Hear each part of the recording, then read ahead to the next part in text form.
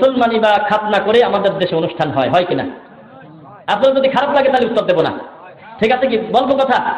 অনেক প্রশ্ন আছে। বাহ, এখন হাসতেছে সব মুরব্বীরা। মুসলমানি করা একটা ছোট লোকি কাম। যেহেতু সুন্নাহ বিরোধী কোরআন হাদিস থেকে কোনো প্রমাণ পাওয়া যায় না, জন্মদিনে, মৃত্যুদিনে, তারপরে হলো এই খাতনা করে অনুষ্ঠান করতে হবে, এর কোনো ভিত্তি শরীয়তে যেহেতু নাই, এটা একটা অপরাধ। দুই, এর চাইতে বড় অপরাধ হলো ছোট লোকের বাচ্চার মতো চেয়ার টেবিল নিয়ে বসে থাক। তুমি কি আমার কাছে টাকা পাও?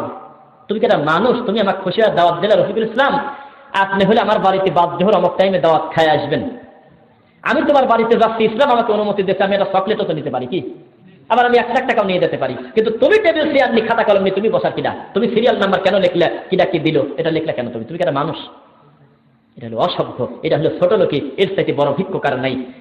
কোন ধরনের খবরদারি সুন্নতি খাতনা অনুষ্ঠান, আপনারা তো দোষ আছে আপনাদের, আমি বললাম না আপনারা জাগ্রত হতে হবে, প্রতিবাদ করতে হবে। আপনারা মসজিদে কোনোদিন ইমামে বলাও শুনলাম না, দায়িত্বশীলরা বলেও না, কিছু কিছু জায়গা বলে যেই বাড়িতে বক্স বাজবে, যেই বাড়িতে অনিসলামিক কার্যকলাপ হবে, যে বাড়িতে সুন্নাতে খাতনা করে গান বাজনা করে অনুষ্ঠান করবে, সেই বাড়িতে আমরা দাওয়াত খেতে দেব না, বলতে পারেন না?